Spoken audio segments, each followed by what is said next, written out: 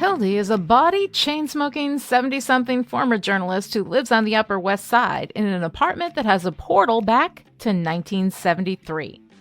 Time travel has rules, though, and Hildy breaks them by traveling back with healthcare aide Trista.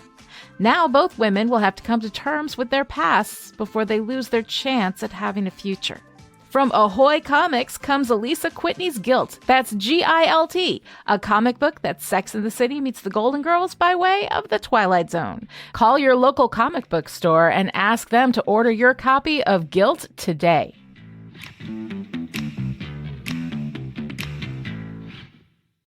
Welcome to Endless, a Sandman podcast from Chipperish Media. I'm writer, erstwhile DC Comics editor, and Grey Lady on a garden visit, Alisa Whitney. And I'm story expert who smells almost subliminally of summer peaches, Lani Diane Rich. Today on Endless, we're going to be talking about Season of Mists, a prologue, issue 21 from the Sandman comic book series. Season of Mists, a prologue, was written by Neil Gaiman, penciled by Mike Dringenberg, and inked by Malcolm Jones III. Steve Oliff was the colorist, Todd Klein was the letterer. This issue was edited by Karen Berger, assisted by Tom Peyer, cover by Dave McKean. With each step you take through Destiny's Garden, you make a choice, and every choice determines future paths. At the end of a lifetime of walking, you might look back and see only one path stretching out behind you, or look ahead and see only darkness. Time to wake up.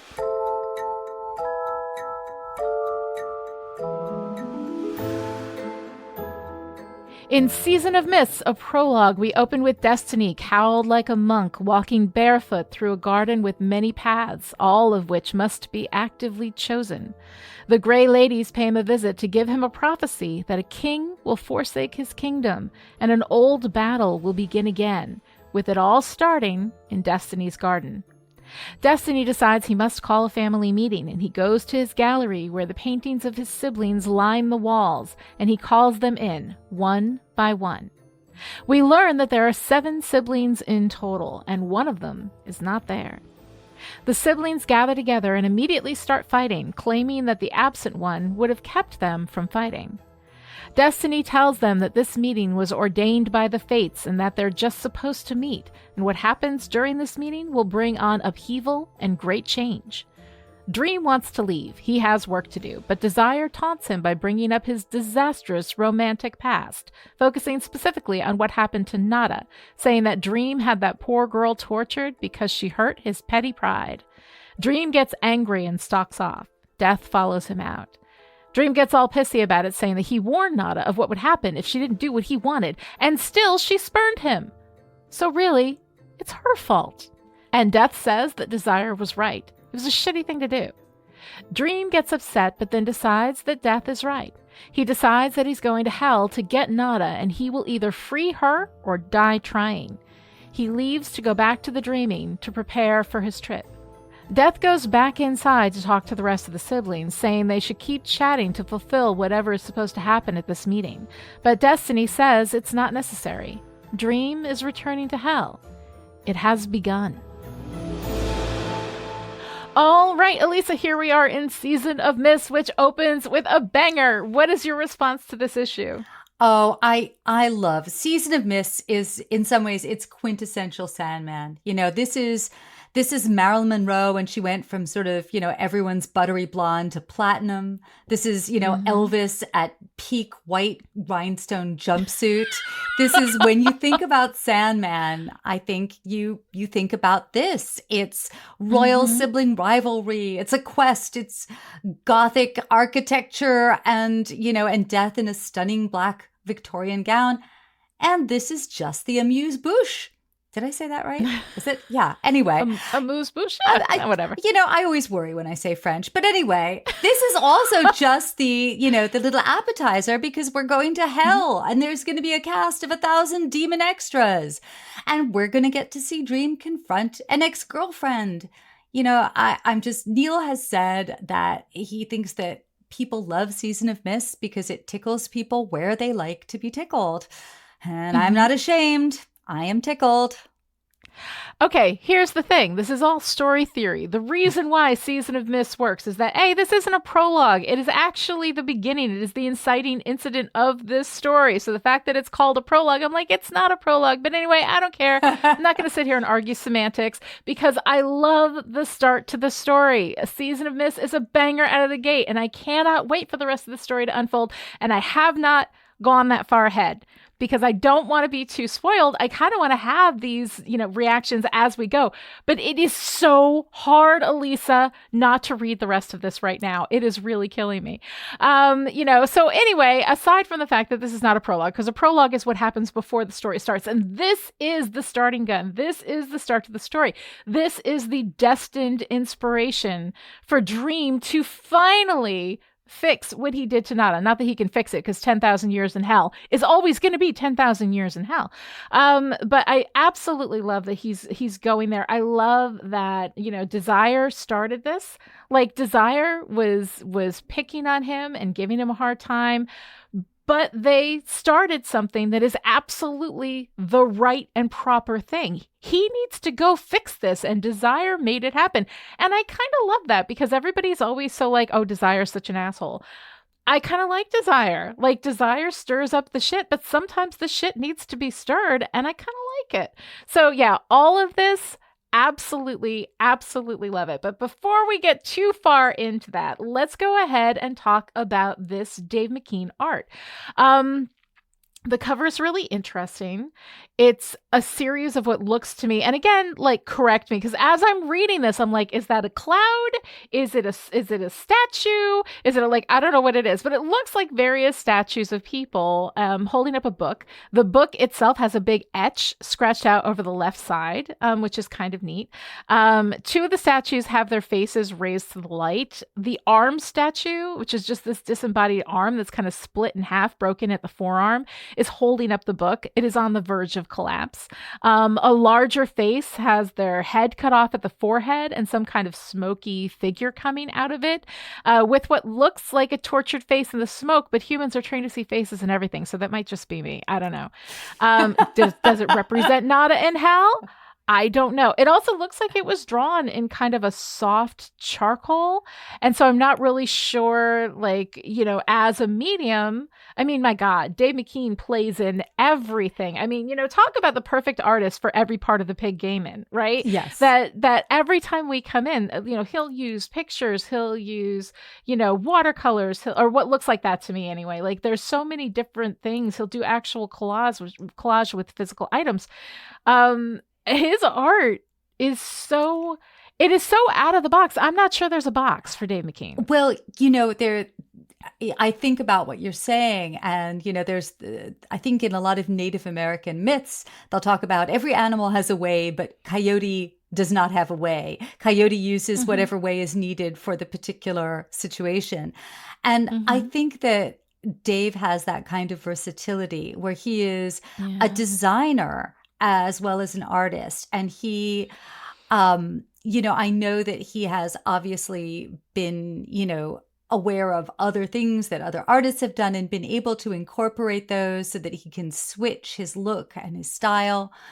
And I think that, again, he was so young when he was doing this. I think my math may be wrong. I think he was 29. And, oh my God. And yet, he is such a virtuoso with it. He was also using some really early computer programs. So he was doing the painting or the collage, assemblage. He was, he's just a really great draftsman, but he was also using some early computer effects.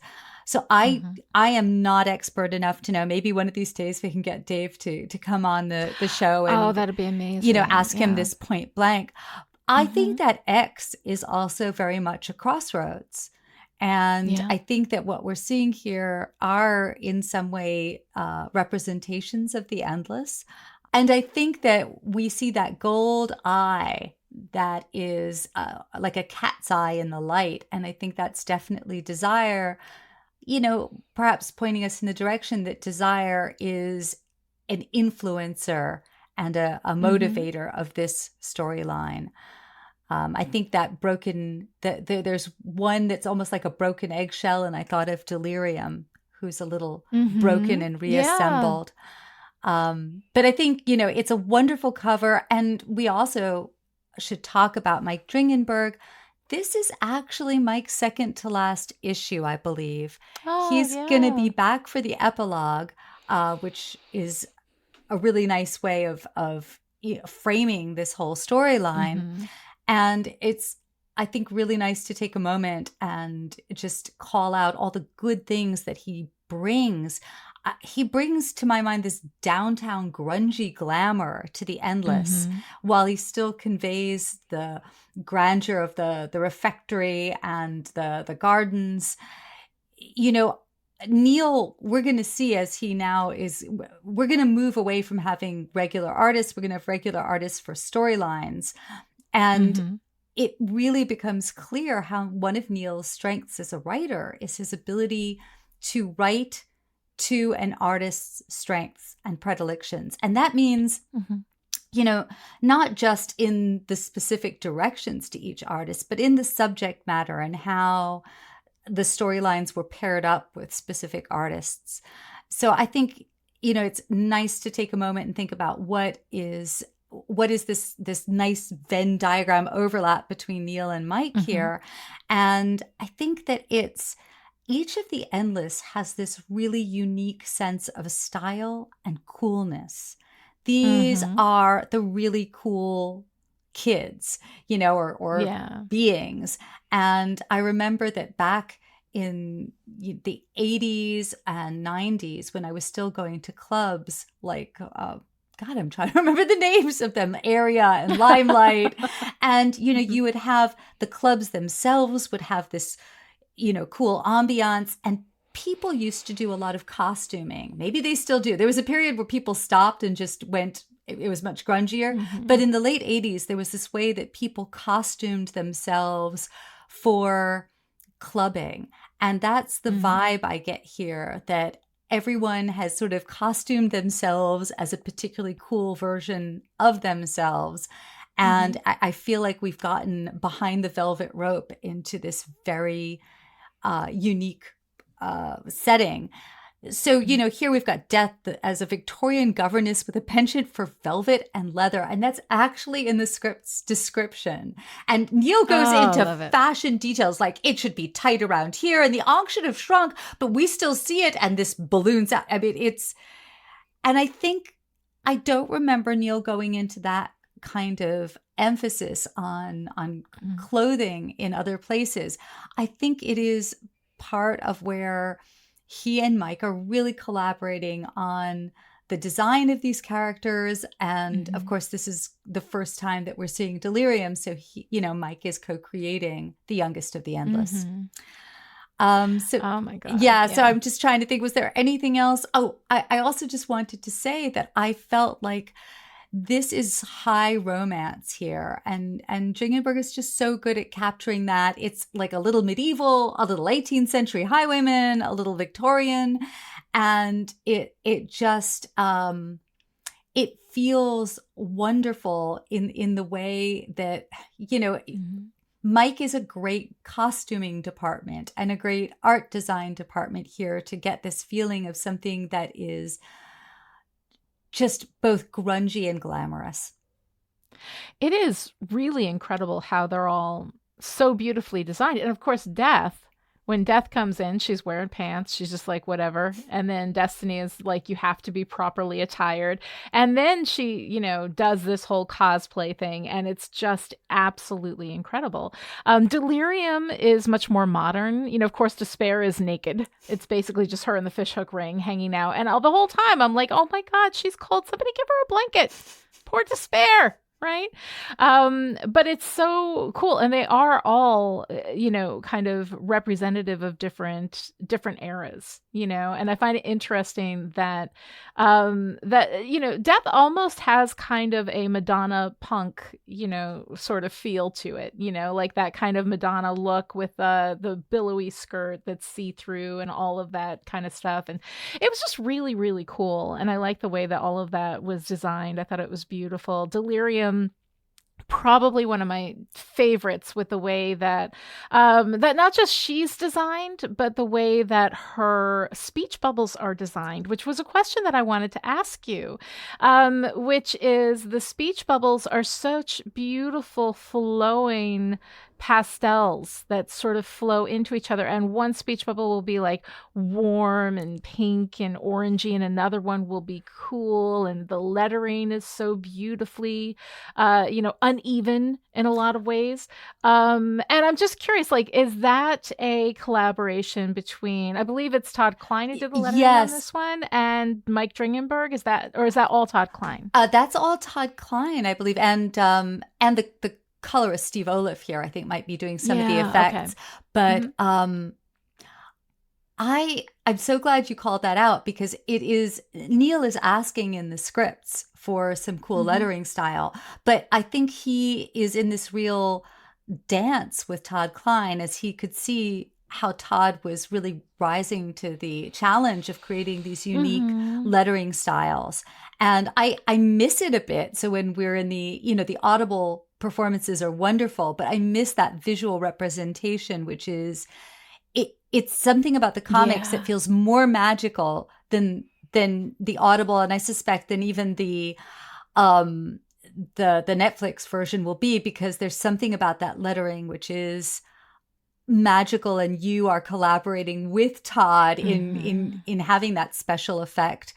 Todd's won just about every freaking lettering award you can win. He is, Oh, I can absolutely see that, because that lettering is fantastic, and not to mention Desire's lettering too, which is like difficult to read, and I find that interesting. Oh, and wait till Desire, yeah. I was going to say, wait till we get to the angels, because then everyone who's gone to school and didn't learn their joined up handwriting is going to have to go back and take some calligraphy.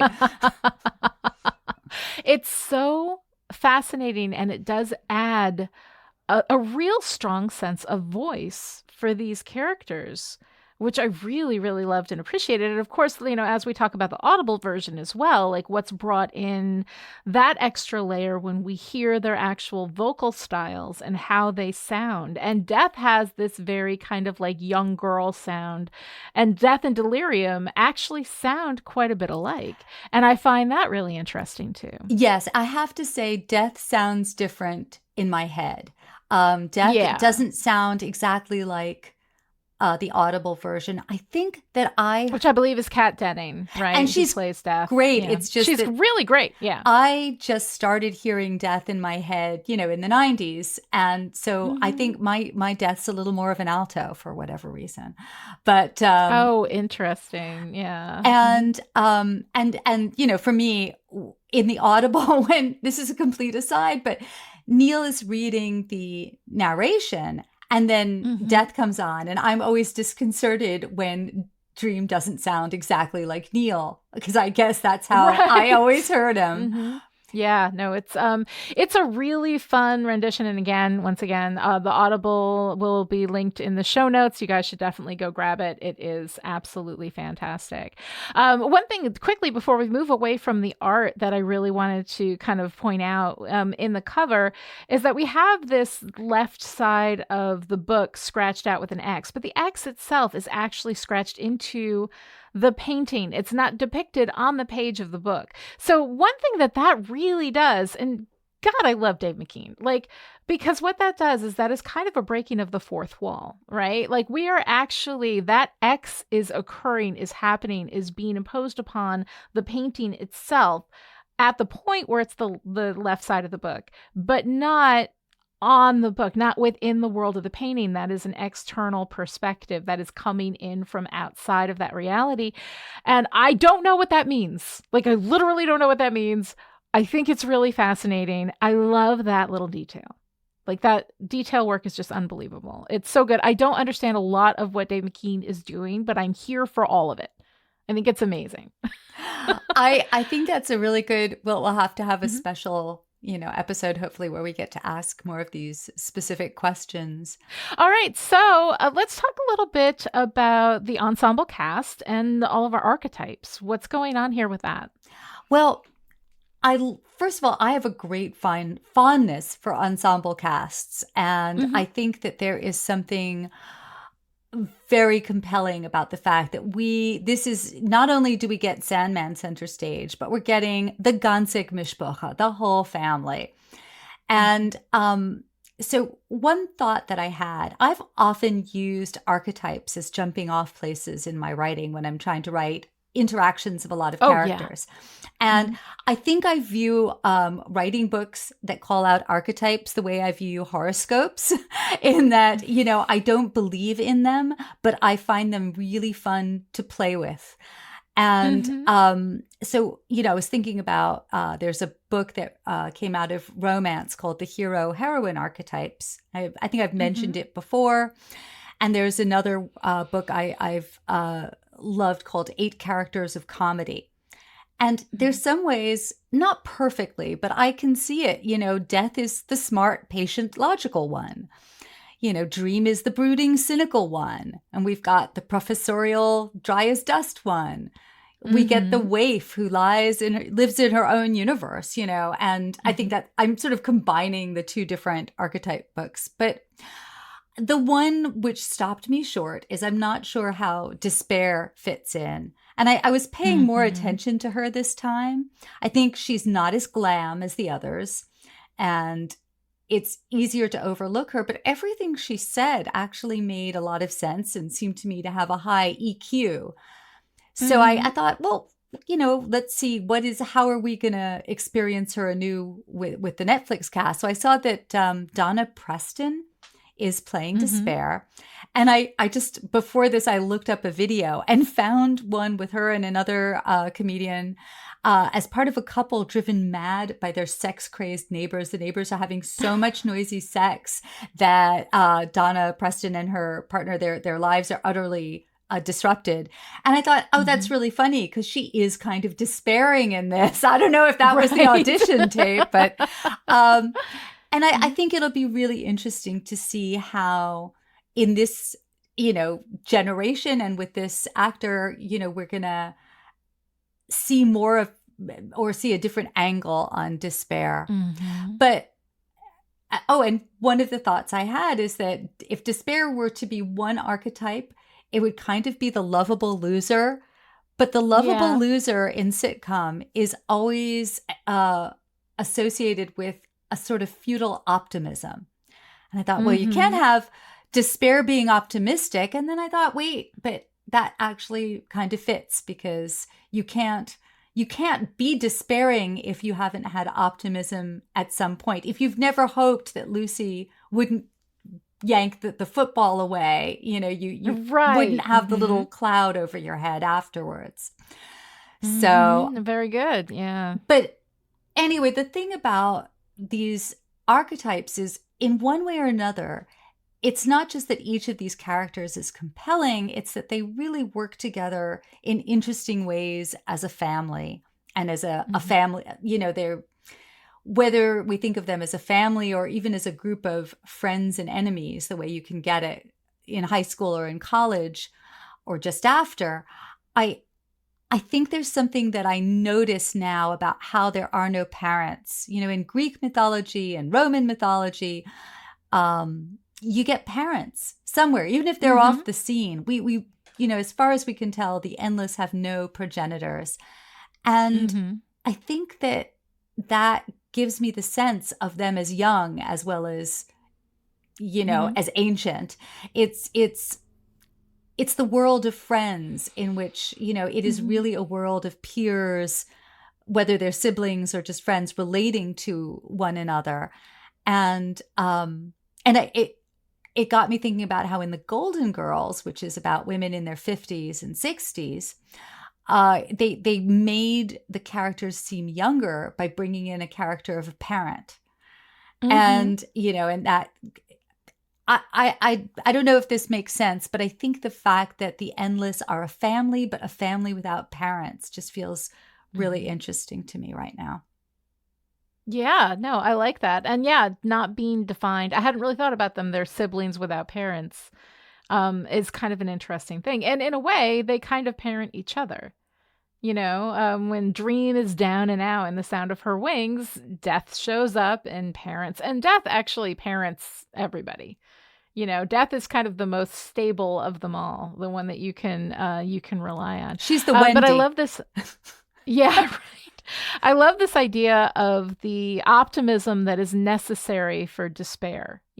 So despair at some point must have been something other, must have been something hopeful, because you can't have despair if you don't have hope in the first place to be dashed. The absence of hope means that you have to understand its presence in order for that to be effective at all, So I think that that's really like an interesting idea. And I love, all of this stuff. Also, like, we've got such incredible world building going on here. We've got 7 siblings in total, right? One of them is missing. And I still have not spoiled myself on who is missing. But I can't wait for that story to reveal itself. So it's really interesting that we've got all of that we've got this, they've got these, sigils that they can call each other, and occasionally they all get together for meetings, but they all fight. But the one who's missing would have stopped the fighting somehow, which I think is really interesting, which sort of gives us a sense that this is, a very older, kind of paternal sort of figure.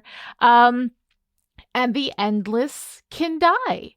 Dream says, I'm going to go to hell, and I'm either going to get Nada back or I'm going to see you really soon, sister. So she, as Death, would have to preside over the deaths of her siblings, which, when we go back to Facade, when Death is talking about, I'm there, I'm the one who's going to turn out the lights, I'm the last. I'm the first and the last, the weight of that and what that means for Death. We haven't really talked about that, but I find that such an interesting little piece of world building. And, and what would we do if Dream died? We had incredible mayhem for 70 years while he was locked up. Like, what would happen if Dream died? How would that even work? What would we do without our stories, without Morpheus, the changer of shapes? I find that really so fascinating. Yeah, there's a lot of world building here. There are a lot of Easter eggs. I'm sort of, taping my mouth on some of this. But, I love, even in the seating arrangement, you can see there's a missing chair at the table. Mm-hmm. And in the script, Neil specifies who sits where.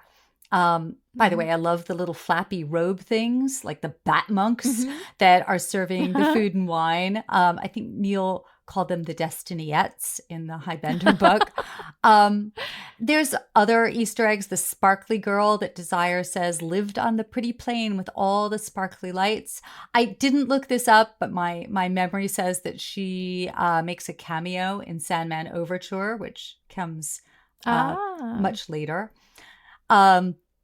But yes, I mean, I think obviously we were going to talk about this more, but we learned 2 contradictory things here. We learned that on the one hand, the Endless can die as individuals, but we've heard some hints, I think, already about what that would mean. But then we also learn that your archetype can evolve. So in the hero heroine archetypes, there are 2 kinds of archetypes. I think there's your characters solidly their archetype, or they could be a hybrid of 2 archetypes, or they can be an evolving archetype. And I was thinking about, I don't know how you would describe this, but Delirium, obviously, who was once Delight, it's not an evolution. It's really a complete transformation. Yeah, and what is death if not a transformation, right? I mean, in the tarot, when you pull the death card, it's not literally that somebody's going to die. It's that you're going to transform into this new form. And considering that, we can't exist, people can't exist without dreaming, without dream, that if he goes to hell and then he dies, he becomes something other, but still has to fulfill that purpose. It's a really interesting idea, and I like that there's space for exploration there, even if we don't do it in the story. As a reader kind of thinking through this world, there are some things for you to think about, knowing that that's a reality, that this is a risk that he is taking in order to to fix a wrong, you know. But one of the things that I love about all this, we have this moment, right? Let us pause for a moment and just think about all of these. And so Neil goes through and introduces each one, and each one gets their own somewhat monochromatic kind of panel. And the thing that I find really interesting is that for almost all of them, we get a sense of smell and shadow, two things that when we describe entities, we don't think in terms of smell and shadow. But we have this, he goes back to it for almost all of them. Desire smells almost subliminally of summer peaches and casts two shadows, one black and sharp-edged, the other translucent and forever wavering, like heat haze. And I think that is such a wonderful description. And for the writers out there, I think that this is one of those circumstances where you think to talk about how people look, how they sound, how they carry themselves. We don't think in terms of smell, and we don't think in terms of shadow to be character descriptors. It's such a wonderful space to go into. We go into despair. Despair doesn't have a smell, but her shadow does. Like, that is such an interesting thing. Musky and pungent like the skin of a snake. Destiny smells of dust and libraries of night. He leaves no footprint. He casts no shadow. I love that. Delirium smells of sweat, sour wines, late nights, and old leather. Her shadow shape and outline has no relationship to that of any body she wears, and it is tangible, like old velvet. I love all of that. We go into delirium was once delight. We have the two different colors of her eyes. One is vivid green spattered with silver flecks that move. Her other eye is vein blue. God, I love all of that. For Dream, no smell is mentioned, but his shadow is. He casts a human shadow when it occurs to him to do so, that his shadow is consciously affected, not something that just sort of happens as a consequence of light, But we do talk about Dream accumulating names. He appears to be the only one that accumulates a number of identities that he goes through. And he broods about death taking human form for one day every century. And that is a story that I definitely want to hear about, how she goes and lives as a human so that she can know what it is to die as a human. I think that that's really beautiful. And then there's death. Clearly drawn, black and white, no description at all. And then there is death. And that's it. I think that this particular approach to describing these characters is so beautifully done. And so, like, one of the things that I encourage writers to do is that when you describe a character, like, try to stay away from sight and sound, which are the big ones. Those are the ones that we go for. What do they look like? What do they sound like? And think about other qualities that you can talk about that can give us a level of characterization and a sense of who they are from an unexpected sensory place. I really love that. I think it's so cool. Yeah, I think also that a lot of the description, what we're getting is the description that cannot be conveyed by the art. So, what can be conveyed by the art is being conveyed by the art. We are getting these other elements. And in terms of the art, I think a lot of attention is being paid to the ways in which these characters choose to reveal themselves. And I think that's another thing that always interests me as a writer. It's less interesting to me the exact shade of blue that a character's eyes are than the fact that they might, decide that bright blue eyeshadow is the answer and never stop, wearing it even after it's out of fashion. The things that we choose are more telling details. But, it's also interesting to me. So here's this moment where I think Neil saw that we've got all these characters and he's going to take a pause and really introduce them, get us a little more closely acquainted with them. And when I was working with him on the book King of Dreams, Sandman, King of Dreams, I thought, well, we should just do the same thing. We've got this gallery.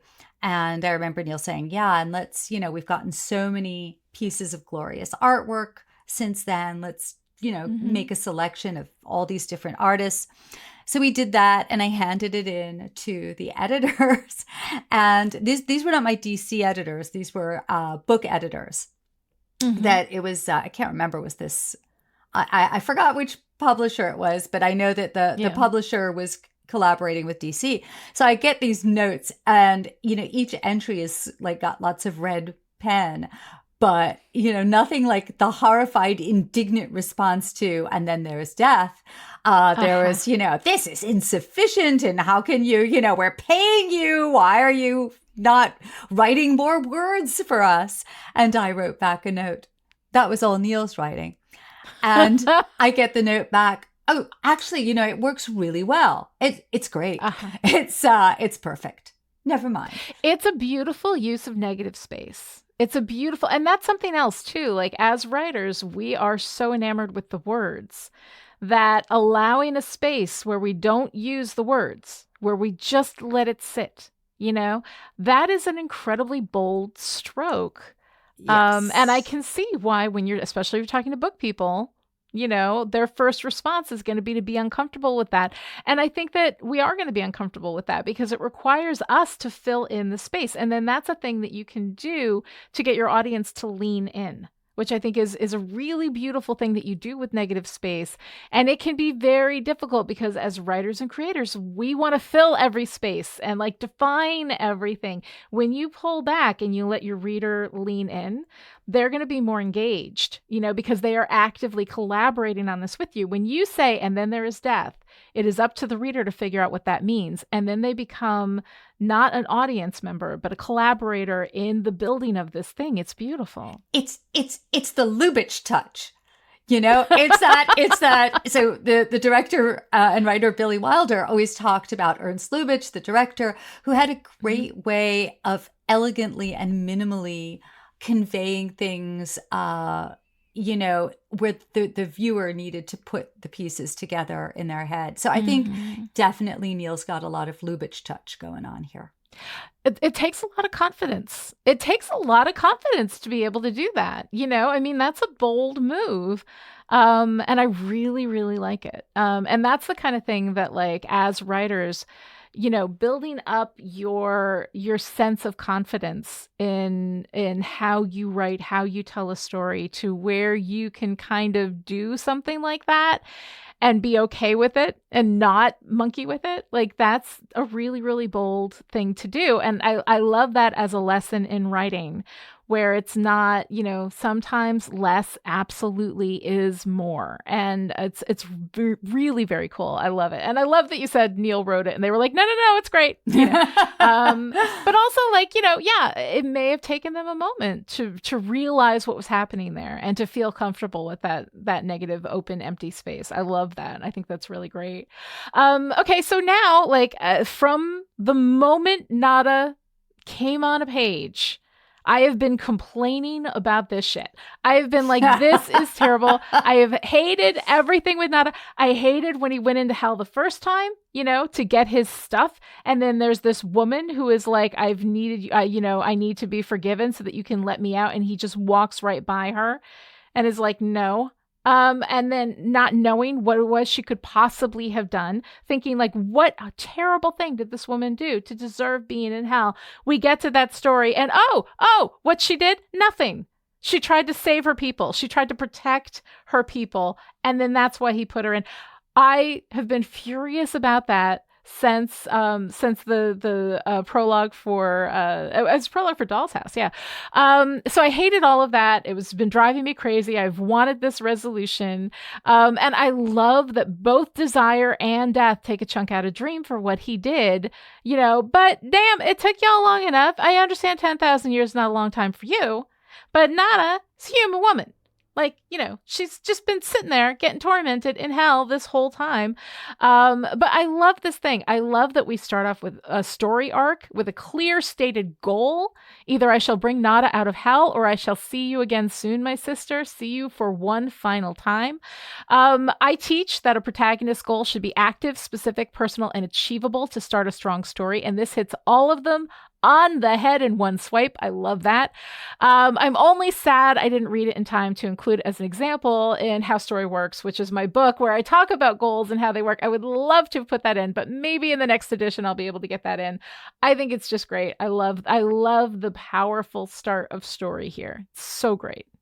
I absolutely agree. And I think that these days there's often, I think, a bit of a push to make protagonists really likable and admirable.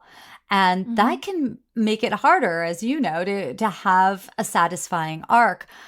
Morpheus is an ass. Desire is also an ass, but they make a good point about his assholery, about Morpheus's assholery. And, it is going to lead us on a quest where, unusually, I am actually interested in the result of it. I cannot tell you, whenever Marvel characters go looking for tesseracts or knights go looking for holy MacGuffin, grails, whatever it is. It's for me, it is just like that moment where I know that I have misplaced the doodad and I don't really need the doodad, but it's bugging me that I can't find the doodad. And I just, to have an interpersonal goal. And it's not that he's looking for Nada because he realizes he loved her and he wants to be with her. It's because his identity as an honorable being is at stake. And identity goals are really powerful. Identity stories are amazing. I love that. Right? So here we have, and again, active, specific, personal, and achievable. And that's the problem with the MacGuffin. The MacGuffin is, okay, for those of you who don't know what a MacGuffin is, a MacGuffin is when there is one item and then two people are fighting for it, only one person can possess it. So that is basically narrative conflict. And again, narrative conflict, for those of you in the back, narrative conflict is goal-based conflict that actually supports the structure for a story. All of this is in How Story Works. You can go find it wherever your books are sold. And it's also often a thing you don't intrinsically care about. Like, wasn't it named for like the bag of money in Hitchcock's? Is it Psycho? I think that was it. But it's just a MacGuffin is just a MacGuffin. It's just a thing that people fight over, and it doesn't really matter. And so the problem with a MacGuffin, the thing that's great about a MacGuffin for writers is that it's easy conflict, just add water. But the thing that sucks about a MacGuffin is that it's very hard to make it personal, right? Because it's a thing. Like, it has to mean something. It has to be personal. Otherwise, we're not going to be invested in it. And so when everybody's chasing the Tesseract, like, great, okay, whatever. How is it personal? Like, how is this? And I understand that, like, superheroes, their job is to protect people. And so they've got we have wonderful, like, as far as stakes go in those narratives, the stakes are huge. There's, people are going to die, yada, yada, all that stuff. But in the end, what we want to see is we want narratives that have personal elements to them. When the more deeply personal something gets, the more invested we are. And here we are where Dream's identity is at stake. And let's not forget, Dream accumulates names. He accumulates identities, right? He is a walking identity story. And identity is actually one of the wells of vulnerability, right? It's one of the spaces where when our identity gets threatened, that is a huge level of vulnerability that also imbues this with that sense of that personal, investment. So this, as a starting gun for this story, is about as perfect as it gets. He's on a quest, but the quest is personal. It's deeply personal. It's tied to his own shame. Shame and vulnerability are huge access points for character. All of this comes together. It is absolutely a perfect starter. And we get to it. We get to it, right? Like, we go in there, we're not monkeying around. We get all these people in there, and pretty much the first thing, we have a little bit of time with Delirium, but then Desire comes in, just needle in at Morpheus, trying to see if they can get him to break.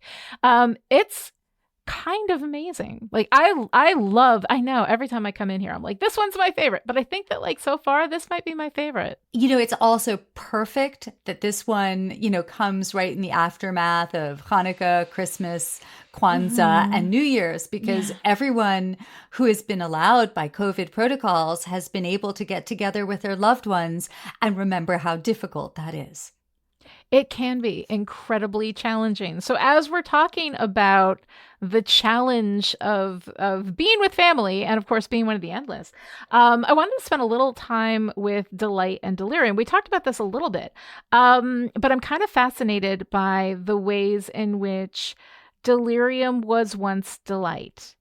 And there is this sense that delight taken too far can turn you to delirium. You know, that delight, unadulterated, becomes something. It's like, and a virtue taken to excess can become a vice. Too much of a good thing, and does this to her where she is delirium. I love that her eyes are different colors.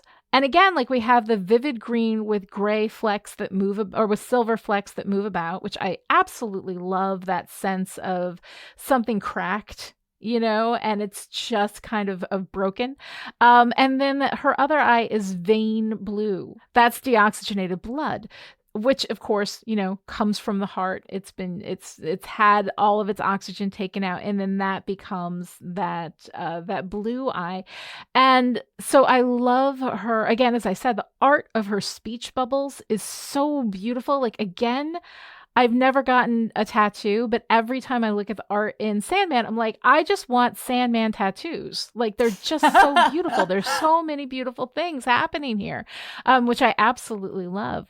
But delirium is the dark side of delight, I think is really interesting. And then we get into this place where in delirium's intro, we have the poet Coleridge claim to have known her, but he was a liar, so we can't trust his word. And of course, Samuel Taylor Coleridge was an 18th century English poet who suffered from opium addiction, which he fell into trying to treat chronic pain from childhood diseases and bouts that he had as a kid.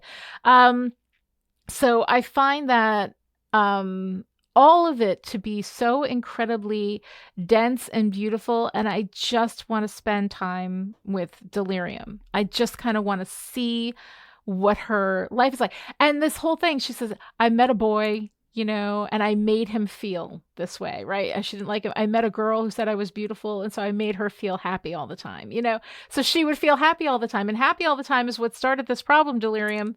Happy all the time is what made you what you are. Yeah. So I find that whole thing and again, like we just touch on it. We spend very little time with delirium, but delirium is really close to stealing the whole show. She is such a compelling character. And, it struck me that in superhero comics, you do have this tradition of the placeholder for the younger reader. So with Batman, we've got Robin. But, you might aspire to be as cool as Dream or as Death. You might even want to be as arch and sinister as Desire. But here is Delirium, who is just at the point where leaving the innocence of childhood into that feeling you get when you enter puberty and you feel 5,000 years old already because you're disillusioned, and yet you still feel very raw and exposed. She's the only one of the endless, who we're told is so radically transformed from an earlier incarnation. And that means her name, which is really her function, has changed as well. Yeah.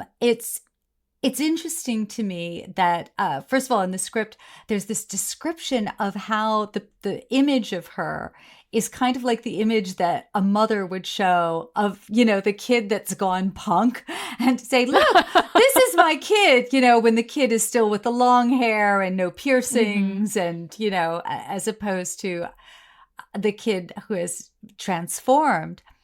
And at another point, Neil wrote, I just tried this with her angry and antagonistic, and it didn't work. So instead, let's make her nervous and ill at ease, eyes forever searching the room, quite terrified, really. And I think, this is a wonderful window on the writer's process, because as much as you know about your world, and Neil knows a lot, he knew, I think, what he wanted to do with this character, but his first punk rebellious version of this character didn't work. And then he didn't despair, no pun intended. He went for a different approach, and we got this version of Delirium, who is so incredibly appealing. I also just love the description of her stepping out of the picture of the other little girl who used to be her, which is so poignant. And I think for all of us who used to be someone different, I remember that my mom at one point gave me the quote from Isadora Duncan, "You were wild here once, don't let them tame you." And it's the way in which sometimes as children we are more confident, more wild, more ourselves in one version. And then puberty is when we start letting the world in. Yeah. And that can be a lot. The other thing that I just love here is this wonderful Easter eggishness that is also, it's an Easter egg, and it's also this perfect character moment where Delirium says, I know lots of things about us, things not even he knows, that is Destiny. Do you? And it made me realize that there are all of these untold Delirium stories. So it's, that she is on the one hand this youngest of the endless, and on the other hand she's ancient, and she has access to that wild mind, opium poet stuff that none of the other endless access. Yeah, which, takes you out of the world, but it also pulls you so far out that you can see things that other people can't see from that perspective, which is really interesting. And so the delight delirium divide I find kind of fascinating, and I just want comics with her in them, like, all the time. I just want to see those comics. One of the other things I noticed is that, again, like, you and I are both listening to the Audible version, which is incredible and definitely highly recommended. But one of the things I noticed is that in this comic book issue, as originally published, the pronoun used for Desire was it. And then in Audible, we've moved into they. And I really do appreciate that we moved to they, that, like, it at the time, was a pronoun that people maybe were thinking about, that we hadn't really spent much time kind of thinking about what the proper pronouns are and what the usage should be as we move out of this kind of gender binary mindset that we'd always been in, and so that is a process, and that's something that you go through. But I really do appreciate that in the Audible version, we've moved to the much more human they. And I just wanted to say that I appreciated that change. I thought that it was a nice, like, acknowledgement that the world has changed, and that what we really mean is, that we're going to humanize somebody who is gender non-binary, which I really loved. I think Desire might object to being called human, but I take your point. Oh, yes. Well, I mean, every sentient character is coded as human, and so we can human and dehumanize them in many ways, but they are essentially human. Yeah, as far as how we read them. Yes. Of course, I was just being silly. I think, at some point as writers, we are not going to even have the ability to revise our own work. But one thing you can say is, if you look at a writer and they have a history of revisiting their work and, and revising in a certain way, you can have a guess about how they would react to being told, that in a reaction to a newer societal shift. I think that we, a lot of times people can feel called out and blamed by not seeing what they didn't see. Yeah. And I think, once, the delight in being young is that you haven't had enough time to do anything but criticize what went before. And, then you should get to the point where you are able to critique yourself. I, also noticed that when it came to the Audible version of the Grey Ladies, one of them had what I believe is a Jamaican accent. And so it made them more clearly culturally and presumably ethnically Less diverse. white. Yeah, Yes. yeah, less white, A little less white. Yeah. But yeah, so I liked all of that, and I like the evolution of this. Yeah, and I mean that's the thing. Like, any of us who've been around for more than a minute, here before we were made aware, you don't know what you don't know, and when you know, you make the changes and you move on.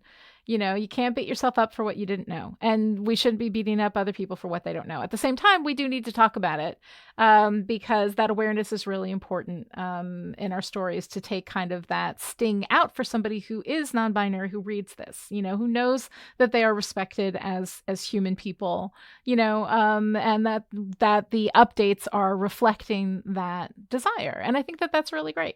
So I just appreciate that update. I thought that was that's a nice detail that I personally appreciated. Okay, so now we get to go into the behind the scenes area of Lucien's Library, and everybody, Lucien's Library does have the potential for spoilers, so careful where you walk, and if that's something that you are not into, you can skip ahead for, I don't know, 5 or 8 minutes. But all right, so tell me all the good behind the scenes stuff. Okay. So one of the things that I think, since we've been talking so much about Audible, is, it's a fun fact that a lot of what informs the Audible narration, the stuff that Neil himself reads, are the original scripts. And so what, began life as art direction to the specific artist is now part of the narration. And so in a way, it's Neil speaking to you and to the artist in your head as you paint this scene. And what we're not getting are, in the scripts, Neil has these very personal asides. And, at times he is talking about, well, I tried it like this and it didn't work like that. It's late in the afternoon. I've got a cold. I think at one point he was still smoking. So there's like, I've just lit another cigarette. And it's funny, I'd forgotten that there were all of these things in the scripts. And I think about what that adds. Obviously, you can take that too far, and the artist, might say, wow, that's a lot of personal stuff to go through. But it's I think that connecting, just as you and I today, before we started the podcast, we just took some time to just talk as people. And that may not seem like it's part of the creative process, but actually it is. It is allowing that time to connect whenever you're collaborating with someone is really part of it. And, I think that it gives that sense of a lot of give and take. When I've taught graphic novel, comic book writing, when I teach children, I always say, if you're the right, children tend to be the writer and the artist. So I don't have to say this, I say, if you're writing for someone else, remember, they're not just your hands. But with adult writers, I can be much clearer and say, the artist is not your bitch.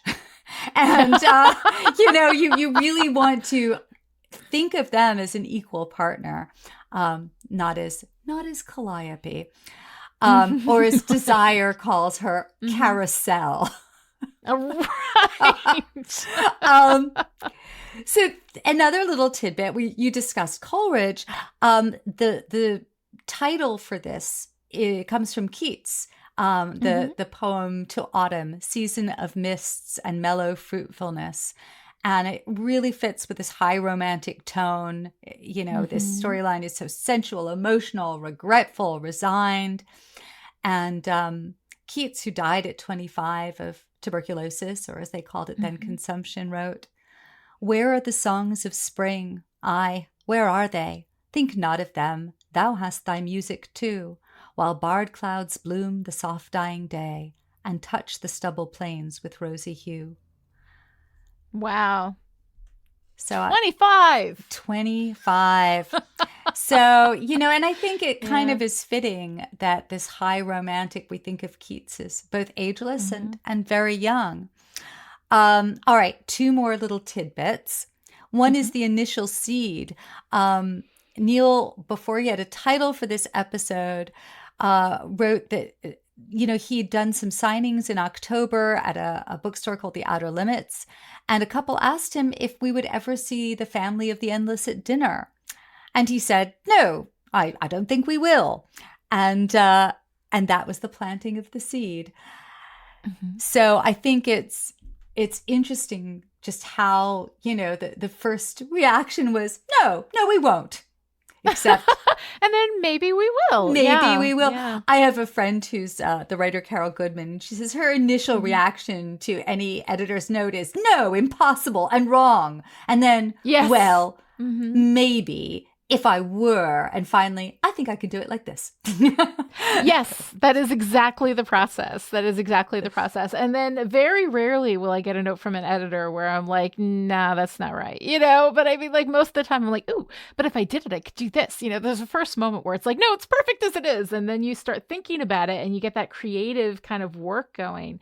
And that whole collaborative thing. I mean, as you're talking about the, the notes to the artist, in the script, the idea that a script is an internal document. It is an internal document for the people who are working on it, not for the audience. They are going to create what the audience sees. But the idea that there are these things within the script that no one will ever see, but that so formulate what actually happens and what actually goes to the audience in that collaborative. Any collaborative scripts are only made for collaborative media. You don't need a script if you're not doing a collaborative thing.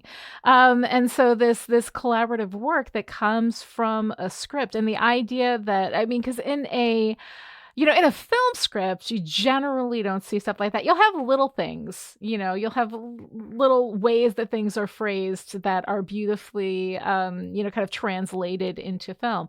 But I love the idea that there's these little personal notes. I started out with Delirium being all angry. That's not working. Let's just go to this, let's make her scared and timid and all of that kind of stuff. I love all of that. Like, I think that it's really interesting. And it does like that.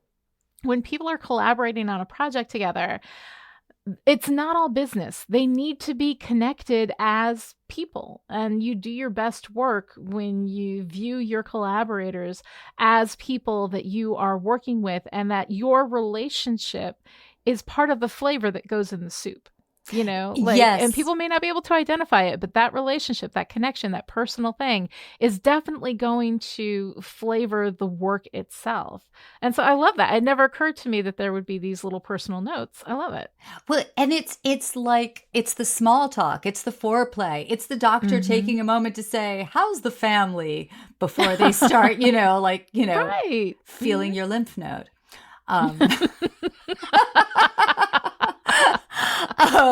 Yeah, we do so often culturally separate out the business and the personal. And I think it's something that, started, I don't know exactly, like during the Industrial Revolution, I guess, is don't bring your problems to work. Don't bring your personal self to work. Keep it separate, And I think that is something that is impossible to do. And now that, we've all gone through this very weird where the business came into our homes, into our personal space out of necessity from the pandemic, for those of us who were lucky enough to be able to work from home and keep our jobs, we had people at home seeing the cat jump up on my shoulder during the middle of a meeting, and things that would not happen in the office place, in which you get a much more personal feel of people at home and who they are. And the fact is that you cannot ever really separate out who you are personally from who you are professionally. I think that is probably most obvious when you're working in a creative medium, as opposed to making whatever widgets you might be making. But as a daytime widget maker, I can say that personal relationship does affect the ways in which, we all work together collaboratively on whatever project it is that we're doing. So yeah, I love that. Sorry, I went on about that. No, I love it. And I thought, And can I also say, I think your cat may be Desire. So my cat may well be. Those golden eyes. So I want to say that I have been really enjoying reading your book about writing. And one of the things that I am enjoying so much, first, I always have Dumbo's feather about writing books. And I keep thinking, this is the one that is going to break through my fear and anxiety and inability to figure out what I'm doing. And I've begun to see how many of the books just circle the runway. They have perhaps some good thoughts, but there is just so much detritus that I want to get landscapers in. And it's the opposite. This is just everything you say feels useful and wise, but there isn't too much. There's no weird ornamental plant distracting me from the thing I need to pluck and take home with me. Oh, well, thank you. I'm really glad because that's exactly what I wanted it to be. How Story Works is available now. So anybody who's listening can go out and get it. Audible, Kindle, and there's a paperback version. Basically, it is the summary of my life's work in like 40,000 words. It's not a lot. There's not a lot because one of the things that always bothers me about a lot of writing books is that there is a lot of stuff in there that isn't really universal, it doesn't apply to everybody, right? And to every story. So this actually, the basics of storytelling, the basics of how it works, is applicable to everything. You write a comic book, you're writing a video game, you're writing a novel, you're writing a film, whatever it is that you're writing, you can apply these basic principles. So what I did was I went and I stripped out everything that was universal to all stories and look just at that. So this is a very simple, very direct kind of guide. It is basically my last 20 years.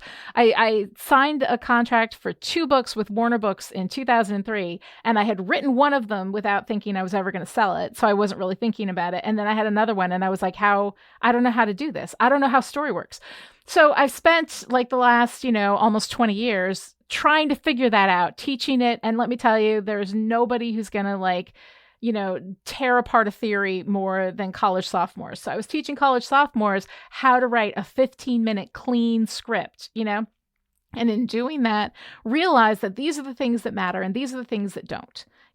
And these are the things that you can customize. And that's the other thing too, is that these are all principles of storytelling. You can customize it to whatever kind of story you want to tell. Doesn't matter what genre, doesn't matter what it is. So this is the big thing that I've been working on and like killing myself on for the last few months. It's done. It's ready to go. It is out there. So for anybody who is a writer, definitely go and grab a copy. But one of the things that I really love about our conversations, when we're off the air, is that I talk about what I'm working on and you talk about what you're working on. And I kind of wanted to bring that in because we are talking about writing. And so many of the listeners who come from Chipperish, have been listening to me for years because I talk about writing. And so I kind of want to talk to you about the stuff that's going on with you and the stuff that you've been working on lately. We've talked a little bit about that behind the scenes. We haven't talked about it on mic. So what's up with you? Yeah, so I can't say too much right now, but I am finishing up issue 4 of a 5-issue comic miniseries. I call it my Sex and the City meets Golden Girls by way of the Twilight Zone. Oh my God. I cannot wait to read this. I am so excited. So do we have any information about it? Any title, anything? I don't think I can say yet. It's something I'm doing with Alain Morissette, who's we worked on an Edgar Allan Poe story together for Snifter of Terror. And it's been really useful to be doing this podcast and doing this deep dive into the Sandman as I'm writing, because it definitely, reminds me about how much you want to do things with the Lubitsch touch, how you want to, you want to collaborate and you want to leave room for collaborating with the reader as well. So that's all I'll say for now. But no, it's been fun doing that. All right. Well, guys, I am not going to allow any time to go by where I'm not bugging Alisa for all of that information so that when those comics are available, you can go out and grab your copy. I know I will be going out and grabbing mine immediately because I'm very excited just by the tease, just by that combination. And we've talked about it a little bit in the background, and I absolutely am very, very excited for this. But before we let everybody go today, Alisa, I want to know, in the season of Miss Prologue, what is your favorite page? I may choose a different page tomorrow, but today I'm choosing the first page, and just the conceit that Destiny's Garden is filled with choices. We're forced to slow down and really walk with the most monkish of the endless here. And while it isn't as flashy or as exciting as what follows, this prologue to the prologue, well, okay, the inciting incident, it's filled with food for thought. And I think it makes a lot of poetic sense, the idea that what is fated and preordained relies on the choices that you make and keep making. Yeah, no, it's really interesting when you think about destiny and, and the choices that you make and free will and what all of that means. And we get all of that philosophy on one page, which is so very, very cool. Yeah. What about you? I mean, it's got to be Delirium, right? Oh, yeah, absolutely. The page where Desire takes Delirium's butterfly and runs it through the candle flame, killing it. I absolutely adore the way Delirium's speech bubbles are drawn. I love this interaction. I love the way Death comes in and kind of makes it okay and walks the butterfly to the other side, just kind of taking a moment to do that. It is such a lovely interplay of sibling relationships with the antagonistic sibling and then the caretaker sibling. And it's just so beautifully expressed on this page. I love it. It is. I feel like I've been saying Lubitsch touch a lot, but that whole idea that the butterfly, this is what Delirium does with a butterfly, this is what Desire does, and this is what Death does, is just, that's a fine choice. It is very, very cool. All right. So what's your favorite part of the whole thing? Oh, this...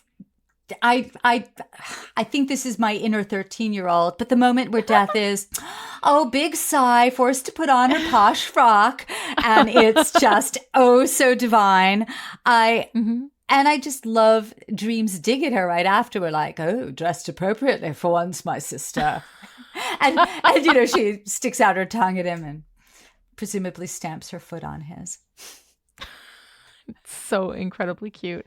I love when Death just takes a chunk out of Dream's ass for what he did to Nada. Like, this is the moment that I have been waiting for. It is like Death is speaking for me and being like, no, what you did was super shitty.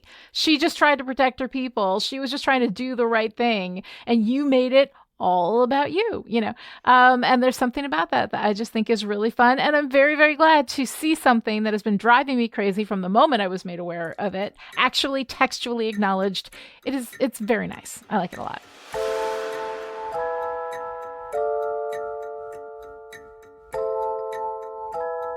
If you enjoyed this conversation and would like to join in, connect with the show on Twitter. Follow @Chipperish and use the hashtag #EndlessPodcast.